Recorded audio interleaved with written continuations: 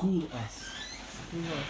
I have to school myself. I saw a sikh of the Rabbi. The Rabbi was saying about Shifala, the Varim Bigba Hashem. You sometimes have to talk to yourself very bring. Fine. Anyway, we're going to Yeshua. Shifala had the Varim Bigba Hashem. The Rabbi used to say that sometimes. You know what I mean? Shifala had the Varim Bi. The word should have an effect on me and those that are hearing me. The Rabbi once spoke about it by bringing. I just don't be too worried. If we hear it, it's basically what's happening. Yeah, I'm talking to myself anyways. Just know. Some of us are good at putting up a facade, but we're not. How close you're talking to? And I'm just talking for him. Yeah, so anyway, so we're coming from to Yud Shvat. Yud Shvat is a very fundamental day. I mean, there's many fundamental days in the Chassid's calendar and the Jewish calendar. Yud Shvat is a fundamental day. Yud Shvat is like you're going back to the beginning. When the Rebbe became Rebbe, and the Rebbe is, we're going back to the humble beginnings, as they say. And each year, it's not just you're going back to the beginning. The Rebbe says each year, the famous Sikha, the Rebbe said about the Frierdiker Rebbe, that every year he becomes more alive, more active. So it's each year we're supposed to reach even higher heights that were never imagined. The politics clear up, or until this thing clears up, and then we'll move forward. No such a thing by the Rebbe. Yeah. The Rebbe demanded action, immediate action. That's first of all. Second thing is that the Rebbe gives us a mission, right? The Rebbe gives us a mission. It's not a matter that we're going to do the Rebbe a favor, that we will once in a while, there were certain years that the Rabbi by Fabrengen used to sometimes speak very demanding. I don't know what's a better way to say it. In Yiddish they say, yeah, but the Rabbi sometimes said, the person doesn't sit and learn the whole day and is doing me a favor that he'll learn L'sicha and Kutei Sichas once in a while. So the point is that Mitzad Echad, no matter where we're stuck, no matter where we are, a person's always connected to the Rabbi. I think there's a story of the Rabbi Rashab. I think there was a certain chassid that was arrested. Forget exactly how the story goes. The bottom line is that he was held under arrest for a day or two, whatever it is, and then he was finally released. And the Rabbi Rashab said that you should have, when you were arrested, you should have said, "The Rebbe help me." Like, think about the Rebbe, ask the Rebbe to help you. That would have made a difference. That's for sure. However, that they say. We have this world, the next world. The Rebbe is always connected to this Chassidim. At the same time, it's one side of the coin. It's very true. It's very reassuring.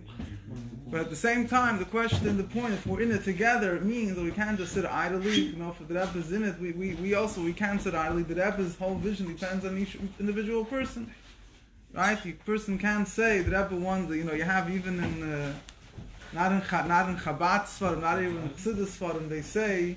Every person is supposed to pray and do whatever he can to bring Mashiach. A person could say, what difference does it make, my particular effort, my particular good deed? There's thousands of people that are, at least in my view and in their view, that they're not, that they're bringing negative energy into the world. So what does the difference it really make? My good deed, my tefillah, my prayer, does that really make a difference? So obviously there's multiple answers. This one thing is, it's not none of your business what other people are doing. You don't have to make matters worse. If 1,000 thieves are stealing, that means there could be 1,001 thieves. Right. But also the point is that at the end of the day, yes, one person does make a difference. That is true.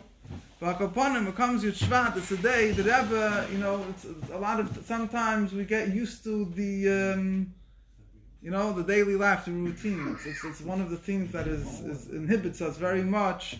Is you're involved in very good things, but what happens is a routine. This day, this headache, this deadline, the next deadline, this guy I have to deal with, the next I have to deal with. It becomes a routine, and once it becomes a routine, you lose your chayas. There's no. So comes Yud Shvat. Yud Shvat is a time when there's this chachas. We say that every year things get higher. When things get higher means can't just be the same, and particularly means in our feeling of commitment, we can't just do things out of habit. We have to be mechadash ourselves. We have to bring ourselves and find within ourselves a deeper commitment. It comes a year, right? What grows in life? Businesses grow. That's true. Hopefully. Egos grow. Hopefully, egos grow. Stomachs grow. Sometimes not. Depends if you're on a diet or not. As that real growth goes, it comes. Ruchnius grows, true. Ruchnius, things spiritually, things are always growing. We might not. We have a choice whether we should be attentive to it or not, whether it should be meaningful for us. But Ruchnius grows. The negative things might also grow, but that's irrelevant to us. Ruchnius grows. So the question is: Are we in check with the Rebbe's plan or not? It's another thing. So this is the Nekuda, right? It comes. You see us Mitzrayim. Moshe took the Yidden out of Mitzrayim. What happened? Every 5 minutes there's another thing going on. They're complaining about this, right? They're complaining about that. There's a famous conversation. There was two Polish Yidden, two Polish tzaddikim that were discussing. One was saying, "Look at the Jewish people, and the Meraglim, and they could like, come on already. These guys couldn't get their things put together." So his friend, his colleague, which is also great. So the Rabbi answered him. He says, maybe. He said, but at the end of the day, is their Avedis made it into the Torah. Our mitzvahs didn't make it into the Torah. Okay. So it could be, we might look at them. The bottom line is that, sof kol sof, right? You see that there's a process. It's not, there's ups and downs, and there's, the bottom line is we have to sometimes think, do we just, when it comes to things that we need, we want, it was very sharp letter that I saw the other day about some of the things that Rabbi wanted people to do. He said, if it would be something that's relevant to them, really, they would find ways how to do it. So if it's not relevant, they start giving 100 excuses why they can't do it. So in other words, if it's something that we're just, a lot of times we delegate things to the Rabbi. Those things that we don't want to do, making money, I'm not just going to go to the oil ask a bracha for making money, because I have to do something about it. So when it comes to the Rebbe's things that he wants, we have to feel it's our thing. We have to take ownership of the Rebbe's vision. It's not enough just to delegate things to the Rebbe. Yeah, the Rebbe will change the world. No, it depends on each one and every one of us. So those are, I think, the two basic points. We have to, there's on one hand, there's the understanding that the Rebbe is our Rebbe no matter what. There's always a connection. That has to be the basis. But that connection has to lead to a reciprocal thing. And the more a person, right, it says in Hayom Yom that Rabbeim had an avodah that from time to time, they would think of the Chassidim. They would spend time and think of the Chassidim, love them, and so on and so forth, and daven for them. So Mizman, there's even of thinking about the Rebbe. There's such a concept. It's not just that a person has a tzari, he runs to the oil, but there's a concept, the person should go to the oil just for the sake of connecting himself, or spending some time listening to a sikha, watching a video, connecting. It's very, very, it's very simple technically. A person will do it. But these are small tools that give a person a daily boost, a weekly boost, a monthly boost. Rabbi told my Zaydi was in Shlichus in Buffalo, it was difficult. Rabbi told him that this was in the early 1950s, that every younger man, every person that saw the Fidik Rebbe, so every morning should go into a corner, either before Birchas HaShachar, after Birchas HaShachar, and picture the face of the Rebbe. That will give him kaya. Has to be something the person has to, so I don't know what exactly the word is, transcend what goes on and focus on that. But it's not so easy. It comes a day like Yud Shvat, we have the ability a little bit to do that. So that is the other nekuda, the fact that we have to reciprocate, that there has to be, we have to take ownership of, obviously the Rebbe does things on a much greater scale than we could each do individually, but each individual has to have his participation. He has to take ownership. He's not just doing it, he's not just clocking in and out, and right take a photo. It has to be that this becomes his goal in life. So that is the second thing. The third thing is, or whatever, is that the Rebbe wants everything. That's the bottom line. I remember Mendel Gordon from England. So he was saying by a Verbrengen that he was Verbrengen, and the guy told him, so basically you're saying, if I understand you correctly, he says, as he was discussing, you have to be completely given over. He says, you want all my money, all my time, all my energies. So he says, yes, that's what we say in davening. What does that mean? It's all your money, all your energies. Yeah, but the nekuda is that the Rebbe demands everything. There were many great Gedolei Yisrael that demanded things, but the Rebbe is, he's not happy until Mashiach is here. That's the bottom line. And he wants us he gave us the mission of bringing Mashiach. The Rebbe wants everything. There's no such a thing. by Chabad Chassid, there's no such a thing that there's his goal is X, Y, and Z. Whatever he's able to do, he has to do. Chatoif achel, chatoif shsi. The famous letter the Rebbe quoted many times. When the Rebbe Rashav, he said, B'chlal, we see today's day and age that the world changes very, very rapidly. Yeah? No need to elaborate. So he explains it's like a pot that's on a fire. That when it's mixed, what's on the bottom, it's on top. What's on top goes on the bottom. So he says, these today's day and age, a person can't always be organized. He decides this will be my spiritual budget for the year. Rather, he says, these days there's no say that sometimes something comes your way unexpected, totally out of your ballpark, and right, maybe that becomes your whole mission in life from now on, whatever it is. But a person has to be open that if there's opportunity that comes his way, he should grab it. So the Gemara says that this world is like a party, like a chasana. Grab and eat, grab and drink. Right, a party is a big party. There's places is going food. You have to calculate it. No, there's everything is there, but once the clock, once it hits 12, everything is gone. So you have to grab your chance. It says grab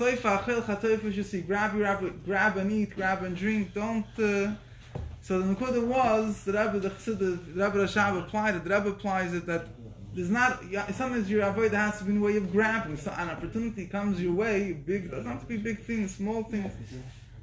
Every opportunity that comes your way that you could do something about, don't let it go. Chop it, grab onto it. Don't just make big things. Anyway, that's some of the elements I think we could focus on this year's Shvat.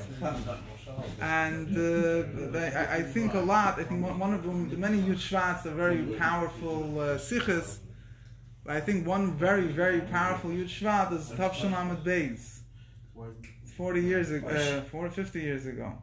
The Rebbe spoke there about the fact that the world is a garden, right? The famous Sikha. The Rebbe was speaking then in the hippie, the hot days of hippies. And the Rebbe said there that the Frierdiker Rebbe suffered terribly throughout his life, right? Physically, spiritually. He was always whether he had to fight the communists, he had to break the ice in America. And what was the mimer that he finished with, that he gave for his yahrzeit, was Basi Lagani. Lagani means a garden, a place of pleasure. So he says, if you look at the world, the whole Farbrengen the Rebbe spoke. There's a famous short clip of it. The Rebbe says, you look at the world, a person could think the world is a jungle. The Torah says, no, it's not the way to look at the world. You have to look at the world, that the world is a garden. That has to be your attitude. So, there might be things that need work, but the bottom line is that if you look at the world, that as the everyday goes on, you look at it that it's more and more of a jungle. So you'll say, what do I have? What did I lose over here? But if you look at the world, that it's a garden, it's a positive place, there's fruits, that there's trees that give off fruit, there's positive things happening, then your whole thing will change. That was a very, very powerful word that the Rebbe was pointing out, and I think it's very potent in old times, particularly in our times. That was the Rebbe's, if you look at the Rebbe's whole Messias, the Rebbe did things. You could say, someone is wounded, he licks his wounds, right? He doesn't start, not the second he's going to walk out of the hospital, he's going to all of a sudden start a multi-million-dollar corporation and put all his energies. The Rebbe didn't, when the Rebbe became Rebbe, he didn't just lick his wounds, he didn't try to, make a small Lubavitch and a nice shtibul and a nice building and a nice Hesa Mikveh and a shulam. The Rebbe went, took guy, not only that, there were Chassidim that left Russia that wanted to go see the Rebbe. The Rebbe didn't even let them come to New York to see the Rebbe. The Rebbe sent them right away on shlichus. Which one? After they came to New York? No, they're like the shluchim that went to Morocco or Tunisia. So they came out of Russia and they were the DP camps. They wanted to go to New York for a little bit to see the Rebbe, and the Rebbe at that point needed shluchim. The Rebbe didn't allow them to come to me. At least give me a minute, let me see the Rebbe before the Rebbe. No, right away on shluchus. There was no. There was everything. The Rebbe had very great plans. The Rebbe had a vision. The Rebbe had a goal. I mean, simple English means to make the whole world a little bit tachleit, and practically that means to bring Mashiach.